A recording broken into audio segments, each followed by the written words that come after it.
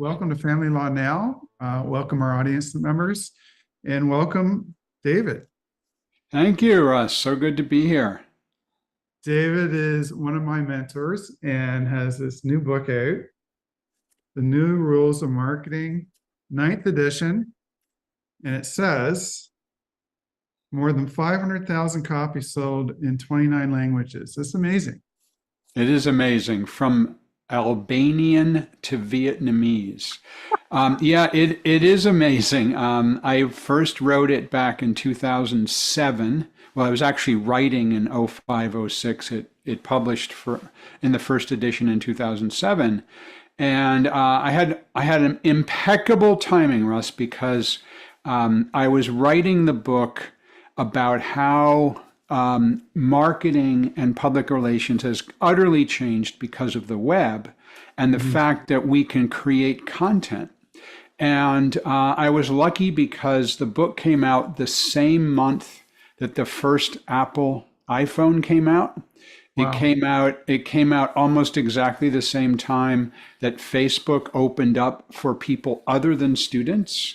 The timing was amazing because all of a sudden everyone on the planet was saying, oh my gosh, how can we market better online? And bang, my book was the first book to describe the new modern marketing that seems like everybody is doing now. Incredible. And Apple's one of the most valued companies in the world. What amazing how quickly things change, right? I know, right? Back in 2007, I might have been advertising with Yellow Pages. Many people with Yellow Pages and newspaper advertising and so on. Well, most of the new lawyers wouldn't even know what Yellow Pages are. It was this massive book.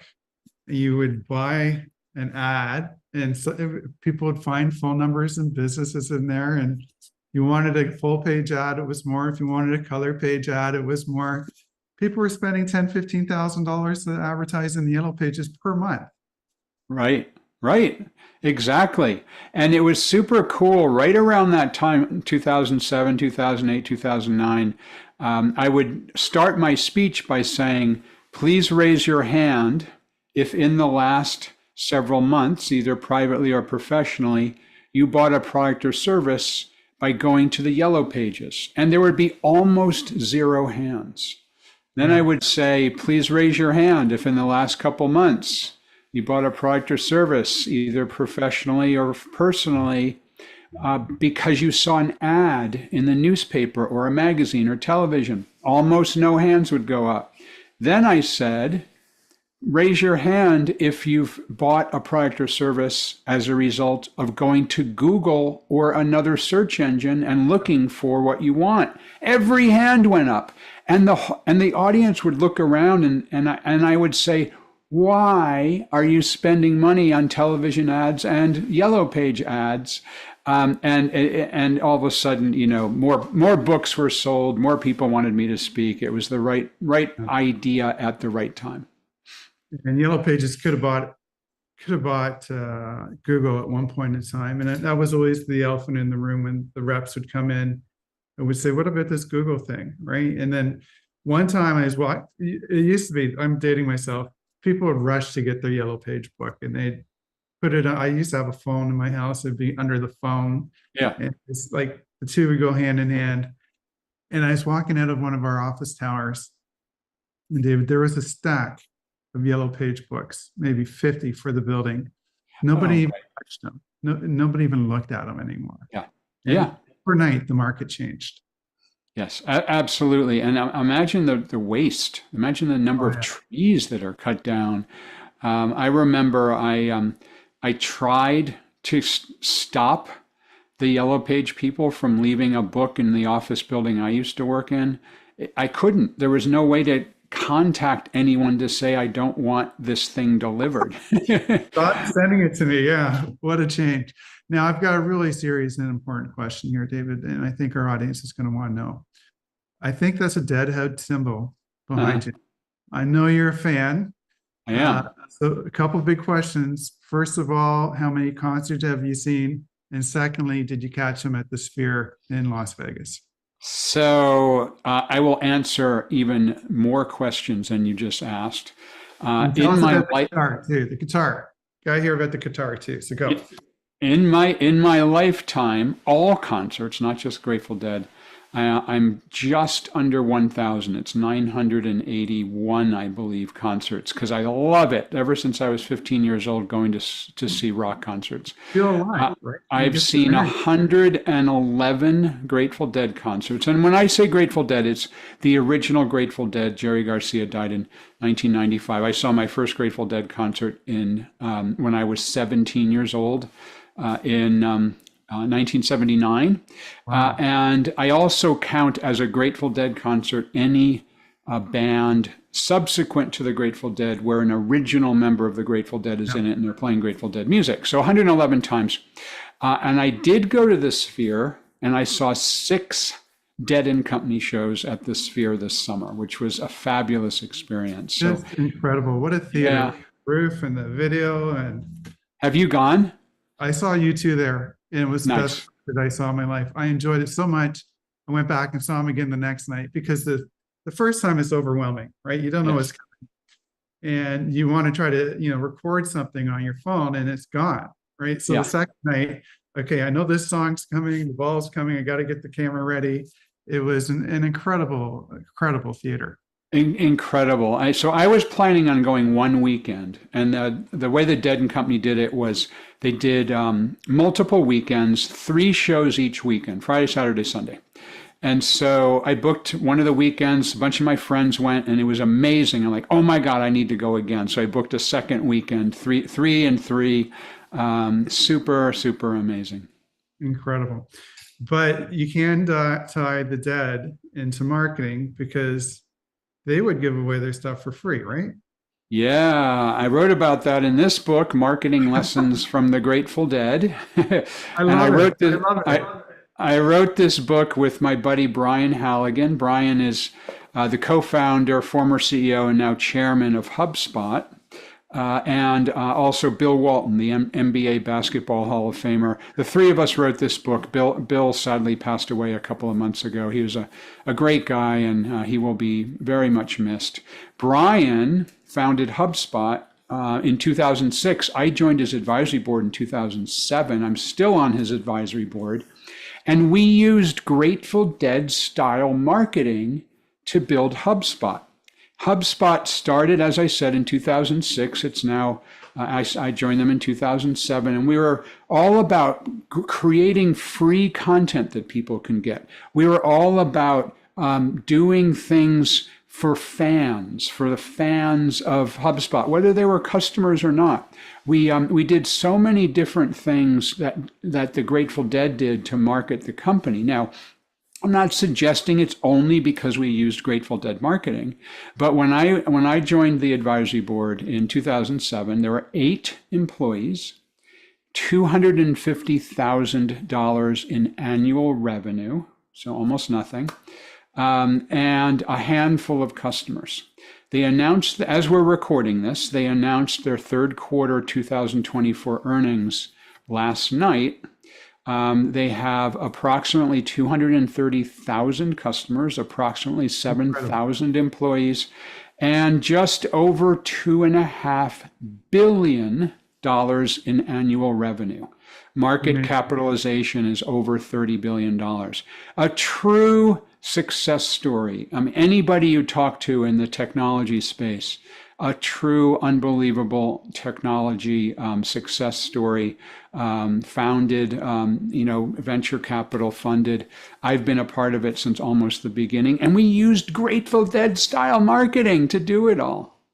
So how we're going to keep your guitar as a teaser. We'll talk about the guitar at the end. Okay. How can lawyers draw out about, this concept of grateful Dead marketing. Like, it worked for HubSpot. We're providing professional legal services. We're subject to our rules of professional conduct and restrictions on certain things we can do. What can Yeah. we draw from this experience? So, as you said, as you were introducing this idea of Grateful Dead marketing, one of the things they did that was so remarkable was they said to fans, if you want to record our concerts, that's fine. You can bring in recording gear. They even gave you power strips and a special seat right behind the mixing board if But you wanted to. think how innovative that was. That was a time of Napster, and people were fighting, giving away their music for free, and the Dead saying, "Take it." Do it. Go right ahead. Yeah. And any other concert you went to, if you brought recording gear, they'd kick you out. And the Grateful Dead said, sure, why not? So what happened then was that Grateful Dead fans then were, and in the early days it was cassette tapes. Later on it became MP3 files. But people would trade these cassettes. You know, I went to this particular show. I want to get a cassette from that particular show, and you'd trade it. And the band said, as long as you're not selling those tapes, it's totally fine to give them away, to trade them, you know, whatever you want to do. And that became essentially a social network before Mark Zuckerberg was even born, because the Grateful Dead was founded in 1965. The taping started in the late 1970s and continued all the way through Jerry Garcia's death in 1995 and beyond. It continues. So I learned about the Grateful Dead because my next door neighbor was playing a tape. And I'm like, what's that? That's really cool music. Oh, that's the Grateful Dead. I'll make you a copy of my tape, which he gave me. And that's how many, many people like me first learned of the band. And then soon after that, I want to go to a show. So I bought a ticket. And now I've bought tickets to over 100 shows. I've bought albums. I've bought T-shirts. I've spent a lot of money with the band. So what does that mean for anybody? Do you still have tape? Do you still have I have my tapes somewhere. the collectors I think they're in a box in the garage. Because you're just going to weave it into lawyers, but I wanted to know if you still had the tape. No, I do. I do have all my Grateful Dead tapes. I probably ended up with 30 or 40 of them, and I do have them.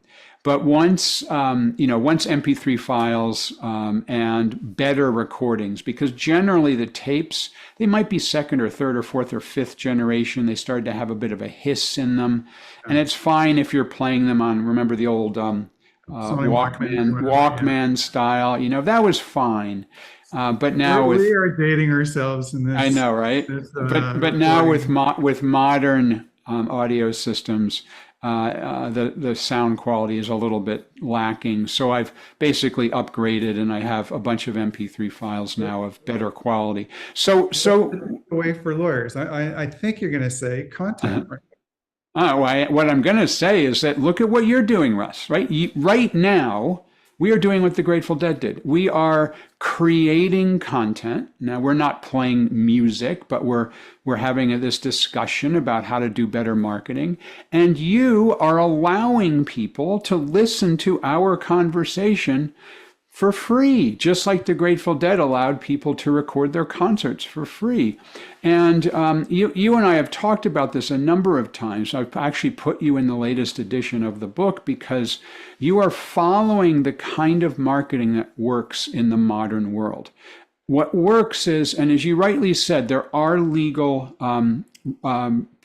there's legal issues around what some professions, the legal profession, can say. And my daughter's an emergency room doctor. There's rules around what doctors can say and so on. Financial industry is another highly regulated industry. But that doesn't mean we can't have a conversation like we are now. And that doesn't mean that you can't distribute like you're doing this conversation so other people can hear it. And then those people say, this guy Russ is pretty interesting. Maybe I'm going to buy one of his books, or maybe I'm going to hire him next time I need his expertise, or maybe I need to have him speak at a conference that's coming up. And that's all the things that can happen when you create this kind of information. You put yourself out there like you do, Russ. Or maybe you're going to find your book, The New Rules of Marketing. So let's talk about the book. what are the old rules? Like, I don't want to spend a lot of time on them, but what were the old rules? And then let's transition that into what these new rules are. Sure. So the old rules and the new rules have not changed since 2007 when the first edition came out. And we touched on them when we were riffing on the yellow pages. But the old rules are that you had to buy attention through advertising. You spent money on television ads, magazine ads, billboards by the side of the road. You bought a list of email addresses and sent to people. It was an advertising model. With public relations, the model was you hired an agency or you hired somebody in-house and they pitched journalists on what it is you're doing. And in some businesses, sales was really important. You hired a team of salespeople. Maybe they knocked on doors or they cold called people, or you had a storefront where you had salespeople when they walked in, like an auto dealer or something. Those are the old rules, that you had to buy attention. The new rules, Like super simple. You can earn attention. You earn attention by creating great content on the web that people find, that brands you as someone who's worthy of doing business, which is what I've done now for well more than 20 years and what you're doing as well. Old rules sort of sound like that TV show Mad Men, right? Yeah. It is. Yeah. Yeah, it totally is. It's exactly what it is. But what I hear you saying, new rules could be social media, right? New rules can be social media. It can be a great content-rich website. It can be, the real new parts of those new rules are understanding how to use artificial intelligence to take content you already own and repurpose it to be even more valuable. And I'll give you an example of that. Right now, we're recording this conversation. Let's then, and you may be doing some of this, let's create a transcript of this conversation using an AI tool that can take the audio of what we're having this conversation around, and then using artificial intelligence, transcribe that to become text. Then you take the text of the full conversation, if, let's say we're talking for an hour, that full conversation, and you send it to ChatGPT or one of the other large language model AI engines, and you say, please summarize this into the most important points.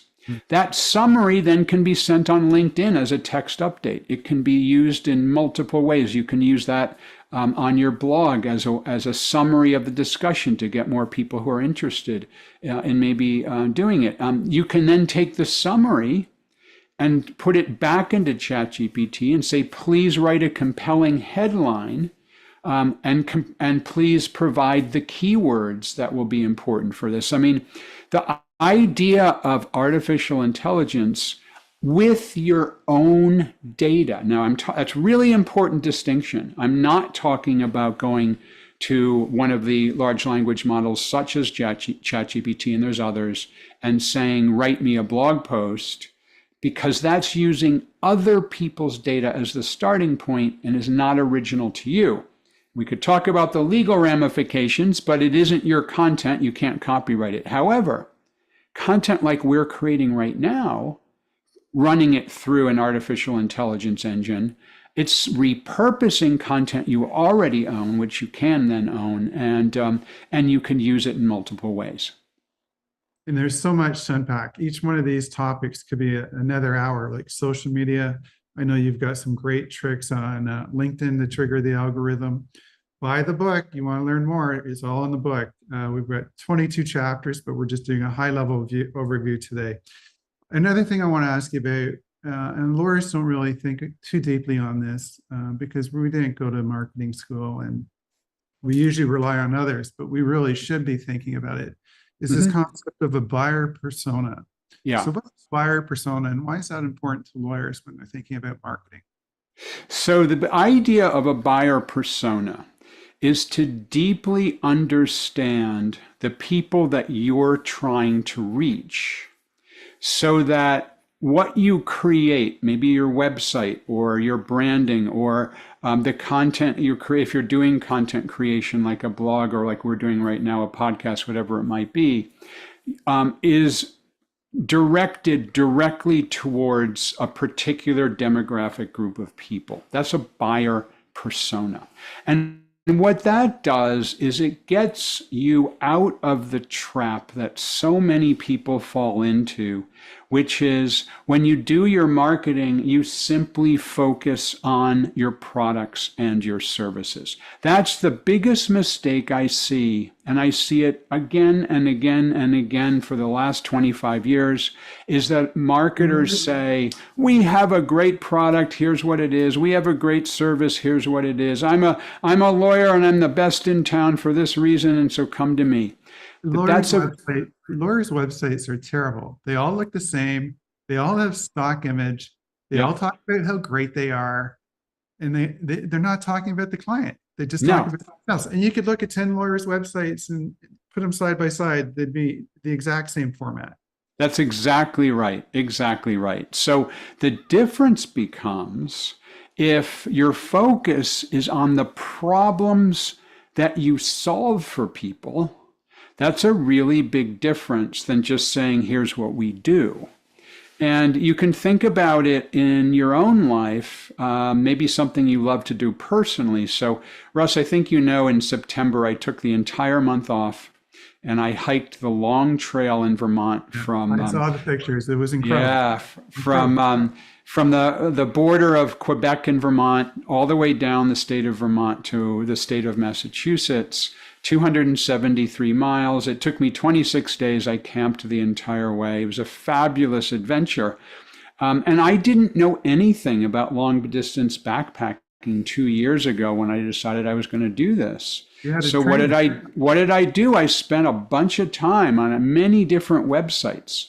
Some of them were outfitters websites like REI, a company that I ended up spending money at. I then found some companies that made tents, and I bought one at a company called Z-Packs. I needed a sleeping bag. I needed a backpack. And I ended up buying, and I bought good gear because 26 days, I want to continue to do this. I'm not going to do another hike that long, but certainly a week at a time next summer and the following summer. So I probably spent $5,000 on gear. And I did that not by waiting for someone to advertise to me, but instead by going and looking at various websites, people's blogs, people's YouTube videos, to learn about the gear I would need for long distance hiking. Oh my gosh, I need a bear container for my food, so that bears don't eat my food and they don't come into my tent and want to eat me because they smell my food. So I had to learn about bear canisters. And then I bought a good bear canister. It was $200 and something. And so that company that educated me about bear canisters is the one that got my money. And that's just the way that we all operate. And every single person who's listening in or seeing us do this has had the experience of needing a certain product or service and going to a website and saying, oh my gosh, these people understand me. I like this company. I want to do business with this company. Your job is to be that company when people are looking for you. Incredible. Just a different way of thinking about the market. And you want to think about your client persona, right? Maybe you want to do child protection cases. Maybe you want to do grandparent adoption.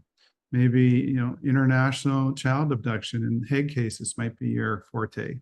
So think about that. The book also talks about social networking as marketing. So tell us a little bit about this concept. What should lawyers be thinking about? The way I like to think about it is that social networking, whether that's on LinkedIn or X or Facebook or Instagram, whatever it might be, is kind of like a cocktail party. And what I mean by that is Imagine, you go to a physical cocktail party, and it doesn't have to be a cocktail party. It could be an event at your church or your bowling league or your friends playing golf, whatever it is, but some in-person sort of event. And you're having a conversation, and someone says, "What do you do?" I'm a lawyer. And say, "Oh my gosh, I've got a problem. Maybe you can help me. Here's my problem." And it's a conversation. And it's not like you go into a golf foursome and say, "I'm a lawyer. You should hire me." That's not what you do. And so when I think of social networking, I think of having interesting conversations, providing interesting information, being a part of a community.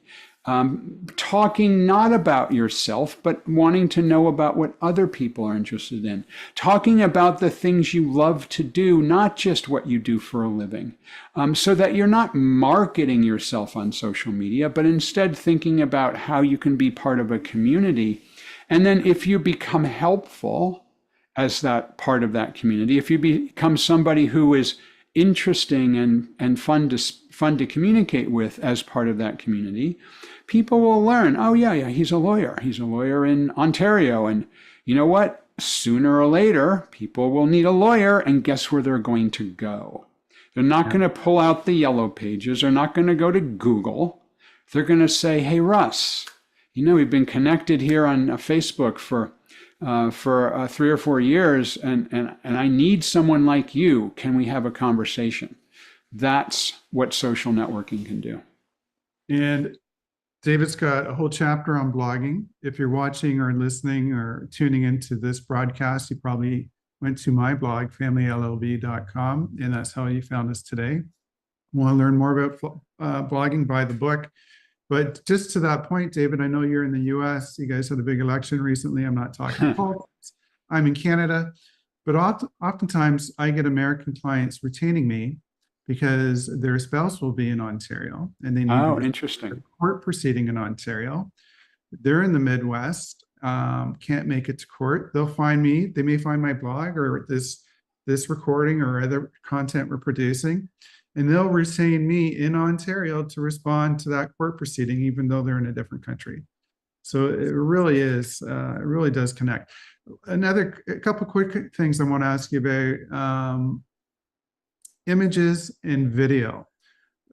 Lawyers are always focused on the details, on the legal arguments, but the images that we're using on our sites and the videos that we're producing could be another form of effective marketing. What should we be thinking about? Oh, 100%. And as you said earlier, when you were talking about lawyers' websites, typically they use stock photography. And the average lawyer says, "Okay, I need a website." So they contact a company to create a website. They pay a few $1,000s, and it's a cookie cutter website exactly like everybody else's. And the only original photo is probably a picture of the senior partner. That's typically what is done. But that one stock image of the clerk or the handshake at the boardroom table. Yeah. Those people have been to 30 law firms because they're on 30 websites, the exact same couple, right? The exact same photo frequently. Right, so imagine how different it is if there are lots of original photographs of important lawyerly things, people in conference rooms. Sure, you can do that. But also, who are you as a person? What do you love to do? What are the things that you like to do in your personal life? Yeah. What does your building look like if it's interesting? Are you sponsoring any nonprofits? Which ones and why? Can we have a photograph of you with the people that you're helping in your nonprofit endeavors? All of these things serve to put a human touch on what you do. Same thing is true of video. So I always recommend a great way to show who you are is have an introductory video. And it doesn't need to be a big deal. You don't need to spend many thousands of dollars to film it. It should be good quality. It should be well produced, well edited, but it doesn't have to be hugely expensive, where you talk to the camera and you say, "Hey, I'm David. I'm a lawyer. Here's the kind of cases we take. Maybe we can help you.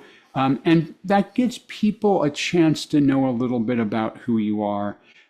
Super valuable way to generate attention with the market that you're trying to serve. You want to learn more? Chapters 14 and 15 in David's book, video and photographs. I've got a story. One of our lawyers in her bio included a picture of her at the pyramids. Nice. And a client came in and said, I really like that picture of you in the pyramid, and that's why I chose to come and retain your law firm, because Really? of the personal touch in a bio, something that, and they had an icebreaker and something instantly to talk about, and you just start developing that rapport and that relationship even online before the client comes into the office. 100%. And a great example of that, well, we talked about it earlier. Here I am with our Grateful Dead logo on one side of me, and on the other side of me is a surfboard because I love to surf. And I showcase those things, frequently.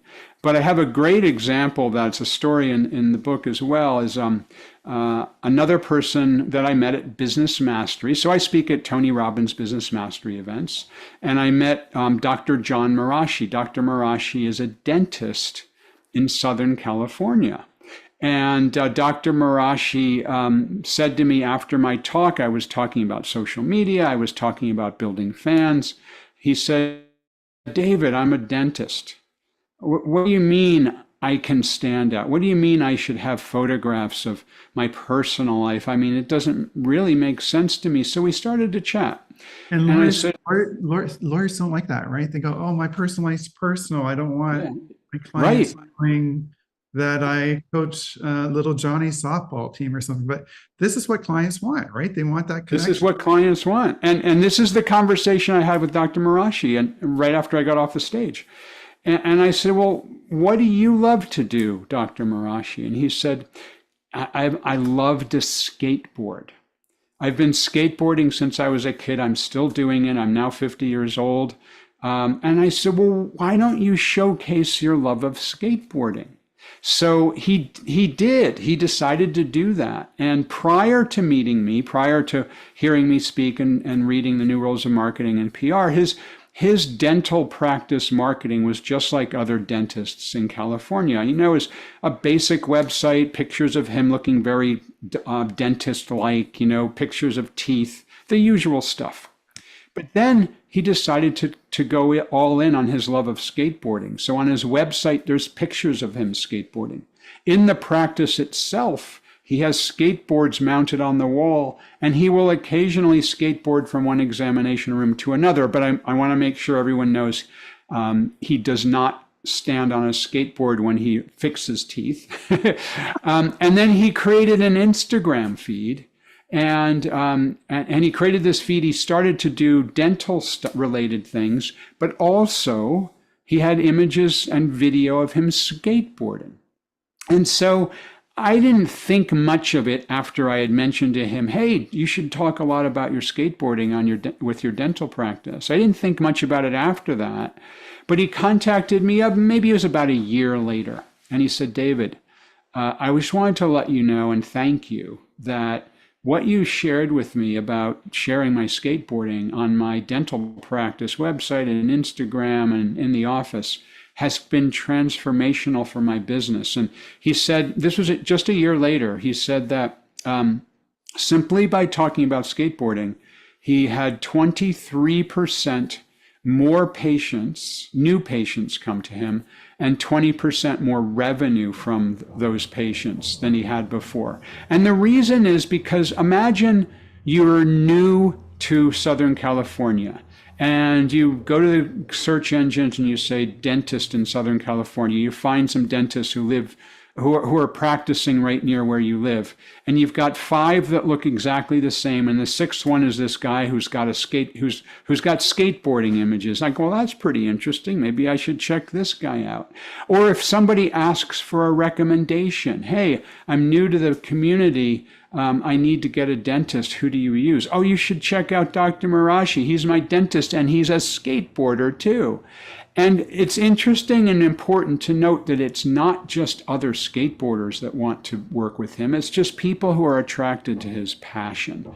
And I love the fact that he actually quantified how valuable it is for him to simply talk about his passion for skateboarding on his social networking feeds. And he had, I forget the number now, but last time I checked, it was something like 40,000 followers on Instagram. A dentist with 40,000 followers on Instagram. That's Dr. Marashi. So much to unpack. Just to let our audience know, when David and I were getting ready to come online, David said to me, what are we going to talk about? I don't know, we'll just go through the book and let it rip. But these are the stories that really resonate. And if you haven't been to Tony Robbins' Business Mastery, I'd recommend it. I'm a fan. I first met David at one of these events, and my numbers mirrored at the doctors, especially during the pandemic, were 30% year over year. Other lawyers are shuttering their offices. We were adding staff and growing. But just on that topic of skateboarding, when I heard you mention that story a few summers ago, I thought, what do I like, right? And this is in the middle of winter in Canada, right? And I said to my wife, Janie, there's this greenhouse on Costco. I always thought it'd be cool to build a greenhouse. Oh, nice. She goes, you're crazy. I go, I'm ordering the greenhouse. The greenhouse shows up, a million pieces. It takes us like 4 days to put together. It's all together. I thought, I'm going to videotape this. And I'm going to start a garden series. So I would do weekly updates. I'm a lawyer, but I enjoy the gardening, and lots of people love it too. And they say, look, and they're making recommendations. They're saying, plant this. How are the tomatoes doing? I was bumping into people in court. They were saying, how's the garden coming along? I saw nice. down on the greenhouse. But it just creates that connection, right? And it does. And even though they enjoy gardening, they may have a friend who's going through a divorce, and they're saying, I know this guy, he's got a greenhouse. He happens to also be a lawyer. But the greenhouse was the connection. So it really does work. Right. And we talked about me and the Grateful Dead. It's like I've got a whole bunch of friends who are also Grateful Dead fans, and they know that I'm a marketing guy. So it's super interesting how that works. And you said earlier, Russ, that especially lawyers are reluctant to share what they do in their personal life around their business. And I see that in so many industries. There's like a brick wall. And over here, we've got, I am a very important lawyer, and this is very serious business. And over here, it's like, I love to do something. Maybe it's greenhouse, maybe it's skateboarding, maybe it's going to rock concerts, maybe it's surfing, whatever it might be.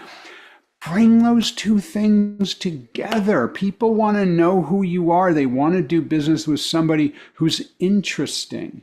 My daughter, Reiko, is an emergency room doctor. And she frequently, here in Boston, and she frequently wears her Boston Bruins pin, or sometimes even a shirt at work, because it makes people light up. Oh, you're a Bruins fan. Oh, that's cool. And so it's showing that she's more than just a doctor. She's also a human being, a person with passions.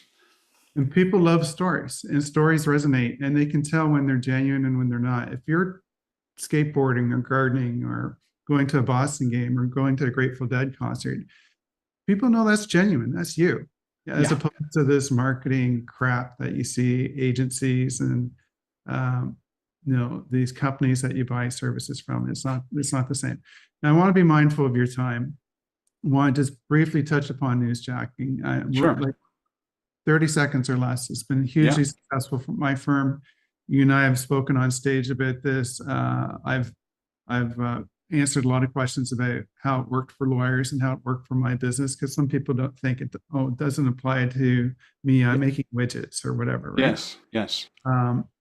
But for our audience, David does offer, well, he did offer a course where you can learn about newsjacking. There's a whole chapter in the book dedicated to newsjacking. I think he made the term up, probably, but let's just spend a minute or two because I want to be mindful of your time, and Sure. we'll have you back on to talk about it some more. But what's newsjacking, and how can lawyers learn more? So, newsjacking is the art and science of injecting your ideas into a breaking news story. I didn't invent the word, but I did apply the word to the concept of what I talk about. So, in any breaking news story of any kind, it always follows a bell-shaped curve of its interest. So the news story breaks, it gathers interest, it peaks sooner or later, and then it drops off. It always happens. The length of time may be different. If it's a short story of importance, maybe it's over a day. If it's a huge story like COVID, it might be over a year. But it always happens in the same way. So the idea of newsjacking is when a story first breaks, members of the media and members of the public are looking for somebody who has expertise in that topic. The media is looking for somebody to quote, and members of the public might be looking for someone who can help them based on what's happening right now. So your job, if you want to do newsjacking, is to figure out what's my area of expertise, and then look for news stories related to that area of expertise. And Russ, I love talking about you because we met in January of 2020, and we all know what happened just a couple of weeks later, which is COVID hit. And you were sitting in my talk at Tony Robbins learning about newsjacking. And unlike most people who hear the idea and don't do it, you said, I'm going to go for it. And you created so much content about family law in Canada and what's going on with COVID-19 and the ramifications for the law. And you provided so much information. And I'd love to have you complete the story, but that made you so much more successful. You had to hire more lawyers to keep up with the demand because members of the media, whether it was the Globe and Mail or CBC or whatever it was, they were looking for somebody to quote, and you were the one that they quoted because you were the one that was creating the content. So maybe you can share some of the details about how you did that. Yeah, buy the book. There's a whole chapter on it in the book. But what for me, I was answering questions that my clients were asking. Right, the rules were changing. People were taking children and not returning them. Courts were closed. It seemed every day was something new. So I was answering the questions that were coming into my office and writing about it. And then there'd be a court case. And then a journalist would see my article and phone me up for an interview. So I'm doing print, I'm doing TV, I'm doing radio, magazines. To buy any of this paid advertising would be hundreds and hundreds of thousands of dollars. Right. But it also gave our firm social proof. The clients could see that we're being showing up in the newspapers, that we're on the radio, that we're on TV, which kind of snowballed, right? Then everybody wanted to retain our firm. You're dealing with these issues that I need help with, and I want you to help me through this process. I heard you on the radio. I read you in the magazine. I read you in the Globe and Mail this morning. And then it really snowballs. So for me, I was focusing on what I'm passionate about, which is family law, answering questions that clients were asking, lots of material. Obviously, with pandemic, the rules were changing. Court cases were coming out, lots to talk about. Went on for years, unfortunately, in Canada with the lockdowns and everything else. But buy the book. Super effective way to market. I did promise David we're going to get him out for his next meeting he has scheduled. But let's sort of bring this train into the station, David. Something that we haven't talked about that lawyers seem addicted to is paid per click Google advertising. Right. And lawyers fear, because I've had this fear. If I don't pay, the phone's not gonna ring. I'm not gonna be able to pay my rent or my taxes. So I Yes. got to give this money to Google because I need the clients. What's your take on PPC, pay per click, hiring these agencies, spending money on Google, um, as opposed to some of these other methods we talked about today? Well, to me, it's really simple. Why should you pay for something you can get for free? So that's the first statement. And everything we've been talking about for the last 45 minutes is how to get this attention for free. That being said, pay per click is quite measurable. You know how much you're spending with Google or other places with pay per click. And then you know who's come in to become a sales lead through that channel. And so you can do the math and you can figure out we spent, I don't know, let's say $5,000 in the last month on Google ads. And then you can say, how many clients did that bring in? It brought in 10 new clients that generated $100,000 in revenue. And then you can figure out, is that worth the effort? And I'm hearing from more and more people that the spread is getting much, much smaller over the past few years, so that it might still be, in quotes, profitable, but it's really not, because they're spending more and more and more money on the pay-per-click, and they're getting fewer and fewer people who are signing up. So you can do the math and figure that out yourself.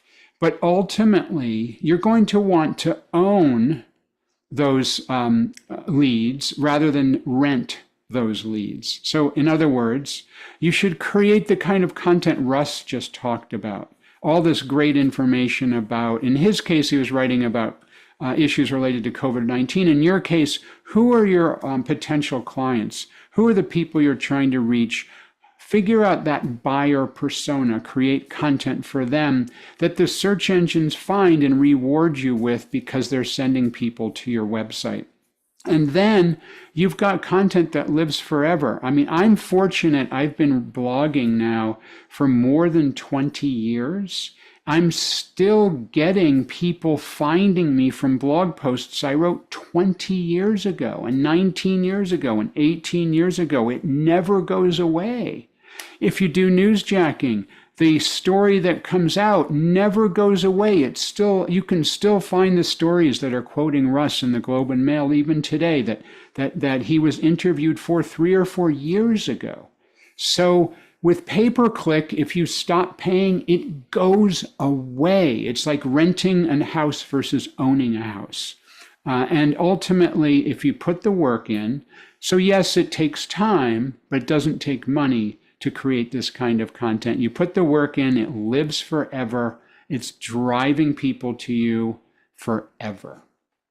And that content that David wrote 20 years ago, you can use AI, freshen it up, clean it up, put it out there again. 100%, which I do. I take old blog posts, change them up a little bit, put them out again. 100%.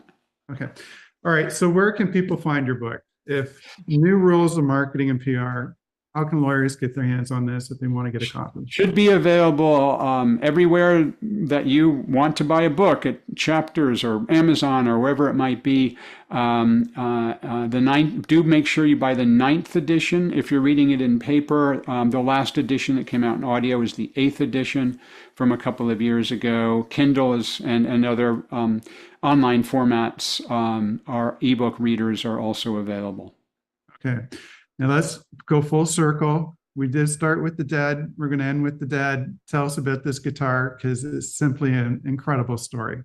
I should have brought it in so you could see it. But yeah, I was fortunate to have purchased a guitar that was used by Bob Weir, who's a founding member and guitarist, singer, and songwriter for the Grateful Dead. And he used this guitar for about 3 years, from 1983 through 1986, about 100 Grateful Dead shows and maybe 50 or so shows of his personal band called Bobby and the Midnights. It was also played by Joe Walsh. It was also played by Bob Dylan. And I have pictures, I have a whole bunch of pictures of Bobby Weir playing it. I have a picture and some video of Bob Dylan playing the guitar. So I purchased this guitar at auction. And what I love about it is, yes, it's a guitar that was used in 100 shows by my favorite band. The first show that Bobby Weir ever played that guitar, was October 11th, 1983 at Madison Square Garden in New York City. And I was at that show. Oh, And I think it's super cool that a show I was at, which I remember distinctly because it was a great show, he was playing that guitar, and then 30 something years later, the band issued that show as an album, a live album on oh, wow. CDs and also via streaming. So that's super cool.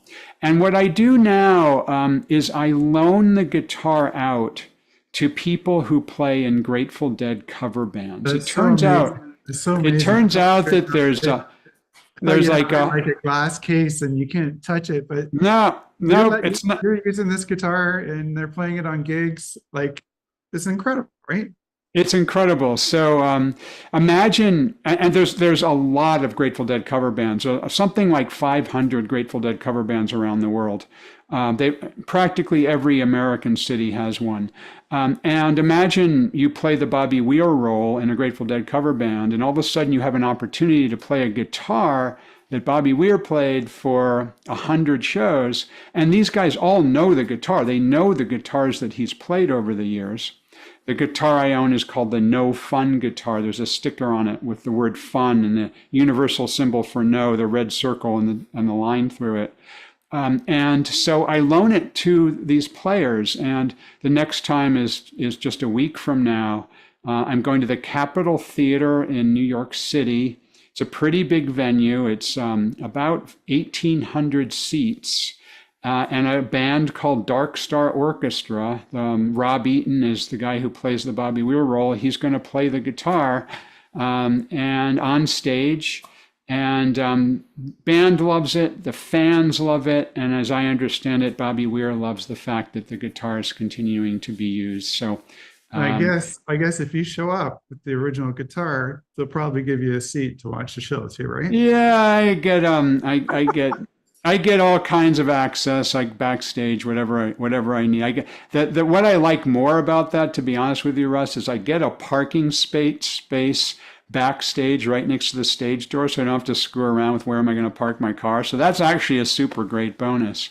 But here's another aspect of this that you and I have not talked about. I'm branding this guitar. It's called the No Fun guitar. The No Fun guitar has its own Instagram. It's Wow. No fun live is the Instagram.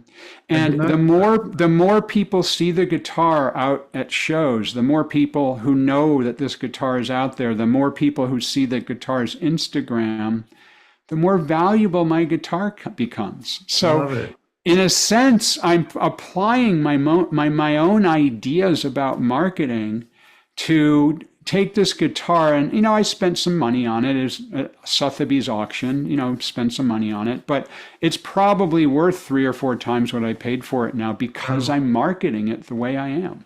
And you get to enjoy the music. David, Absolutely. thank you so much for your time today. I'm mindful of your constraints, but certainly would love to have you back to talk some more. Oh, you got it. Thank you for all you do. Thank you for this podcast. Thank you for sharing how you did newsjacking with my audience over the years. I love what you're doing, Russ. Thank you. Well, I thank everybody for tuning in to Family Law Now.